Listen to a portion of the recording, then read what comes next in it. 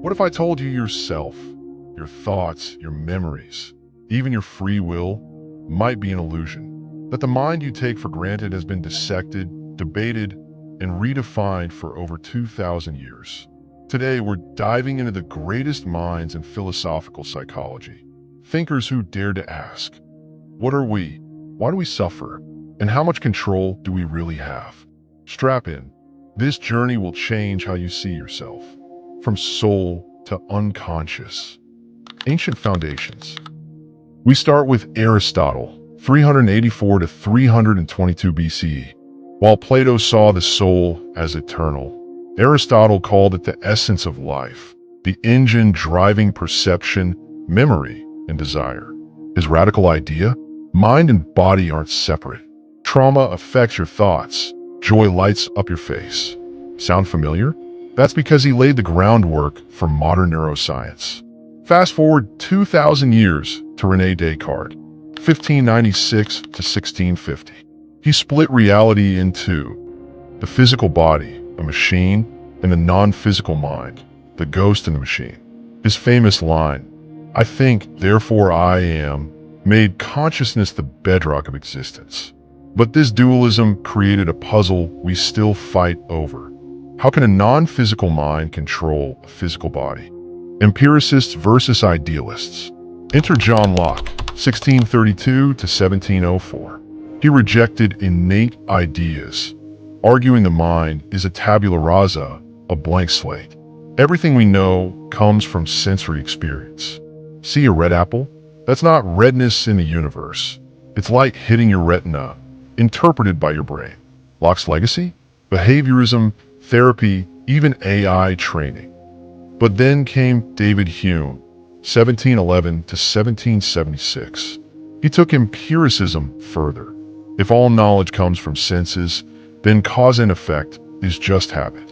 You see fire, then feel heat, but do you really know fire causes heat? Hume said no. He also shattered the idea of a fixed self, calling it a bundle of perceptions. You're not one person. You're a flowing stream of sensations. Immanuel Kant, 1724 to 1804, fought back. He said the mind isn't passive. It structures reality. Space, time, causality. These are mental frameworks we impose on chaos. We can never know the thing in itself, true reality, only our mind's version. Think of it like VR goggles. The world you see is built by your brain. Birth of modern psychology. By the 19th century, psychology was born. William James, 1842 to 1910, called consciousness a stream, always changing, never repeating. His pragmatism asked, does a belief work? If faith helps you live fully, it's true for you. James shifted psychology from theory to real-life impact. Then came the bomb. Sigmund Freud, 1856 to 1939. He claimed we're driven by an unconscious mind, a dark cellar of repressed desires, trauma, and animal instincts. Dreams, slips of the tongue, neuroses, all were clues to hidden battles. Love him or hate him, Freud made self-reflection mainstream. Therapy owes him everything.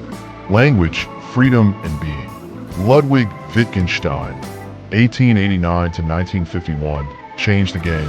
The limits of my language mean the limits of my world. He argued psychological terms, pain, love, aren't interstates, they're social tools. Saying, I'm hurt isn't describing pain, it's asking for comfort.